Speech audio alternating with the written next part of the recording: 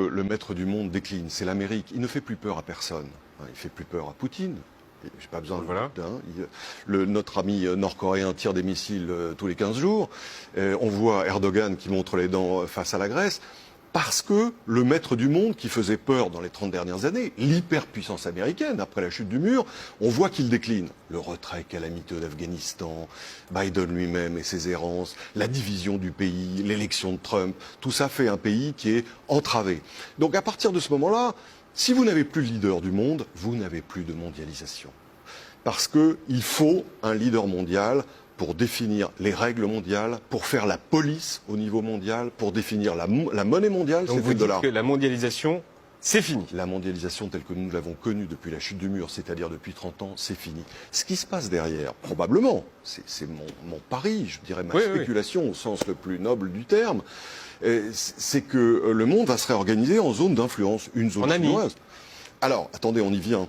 Une zone d'influence chinoise, zone d'influence américaine, zone d'influence probablement liée au retour de l'Empire ottoman autour d'Erdogan. Évidemment, zone européenne qui est liée à la zone américaine parce que c'est le monde occidental dans une définition large. C'est au sein de ces zones que la relocalisation et les délocalisations vont se faire. Quand tu dis friendshoring, chez les amis, c'est avec les pays avec lesquels vous partagez les mêmes valeurs et vis-à-vis desquels vous n'avez pas la crainte de voir les flux d'approvisionnement coupés, comme on l'a eu pour les vaccins, comme on l'a eu pour les masques, et comme on peut l'avoir demain. Oui, mais ça limite quand même pas mal le commerce, puisque par exemple, vous dites qu'on va plus converser avec la Chine, par exemple.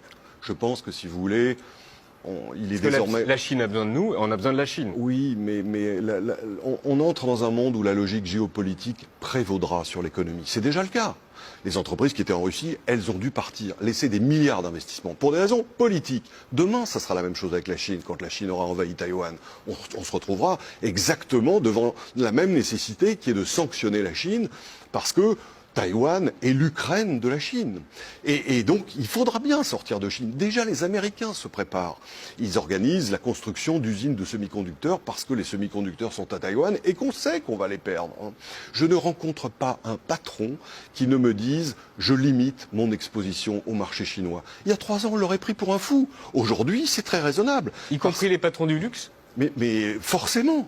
Il rééquilibre. Regardez LVMH, grande multinationale du luxe. La dernière acquisition qu'elle a faite, c'est quoi? Tiffany. C'est une boîte de joaillerie. C'est américain. Évidemment, c'est une façon de rééquilibrer la géographie économique. Elles vont énormément en Chine. Énormément. Et ça restera encore comme ça probablement un moment, au moins en Asie. Mais les entreprises qui font du commerce en Chine de façon prévalente sont désormais en risque. Volkswagen fait la moitié de ses profits en Chine. C'est considérable. Je pense que ça ne durera pas parce que si ça dure, ces entreprises vont être confrontées par un choc géopolitique exactement analogue à celui que nous connaissons en Ukraine. C'est ça qui fait que... Alors, on peut se dire la mondialisation est finie, c'est dommage. Pas forcément. Si justement on réorganise des zones plus restreintes au sein desquelles on s'organise pour produire, évidemment ça coûtera plus cher, ça va nourrir l'inflation, d'accord, mais ça garantit la sécurité d'approvisionnement, et ça garantit aussi nos emplois, c'est pas rien. Je veux dire que finalement on avait fait un pacte avec les Chinois, on leur disait, vous prenez les emplois, on vous donne un peu de technologie, et nous on veut des prix bas. Mais c'est un pacte qui, au bout du compte, a été mortifère. Si on retourne le truc et qu'on se dit on garde les emplois, on garde la technologie, parce que c'est une question stratégique pour l'avenir du pays. Les prix seront plus élevés, mais on a plus de chances de travailler, tant mieux. C'est une prévision ou c'est un rêve ? Non, c'est ni l'un ni l'autre. Une prévision, c'est assorti d'un calendrier précis. Je ne peux pas me situer dans ce... Mais on voit cette organisation... C'est une tendance, alors. C'est ça. Mais c'est un mouvement extrêmement puissant. Et il est tout aussi puissant que le mouvement libéral qui avait commencé il y a une 50aine d'années et qui a été porté par la jeunesse des années 60, 70, qui d'abord a exprimé son désir de liberté dans la société. C'était les révoltes contre le monde d'avant, etc. Et qui finalement l'a transmis à l'économie 10 ans plus tard, avec l'arrivée de Thatcher en 79, de Reagan en 80. Ce monde-là, il est fini. Et je veux dire, on aurait pu penser à l'époque, je pense que si nous nous étions rencontrés il y a 50 ans, probablement, nous aurions pensé, mais libéraliser le monde, c'est une utopie.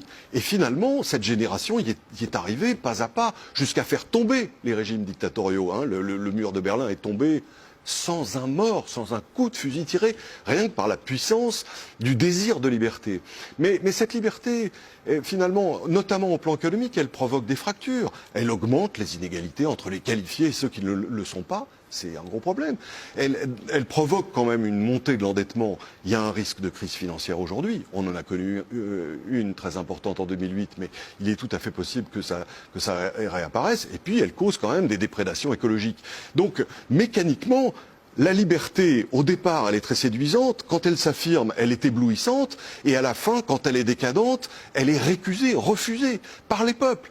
Et ce qu'on voit, les manifestations les plus claires de ce refus qu'on voit, c'est l'essor du populisme. Le populisme comprend ça. Il comprend avant les autres le besoin de protection. Et la politique est un marché. Il s'adresse à ce marché sans les préventions que les élites humanistes traditionnels, les partis classiques ont, et c'est ça qui fait qu'ils arrivent au pouvoir. En Italie, il y a 15 jours, en Suède, il y a 3 semaines, mais je pense que ça n'a qu'un temps. Ça n'est pas fini, mais ça finira, Yann Barthès, je pense. En tout cas, c'est une tendance optimiste et en ce moment, on prend.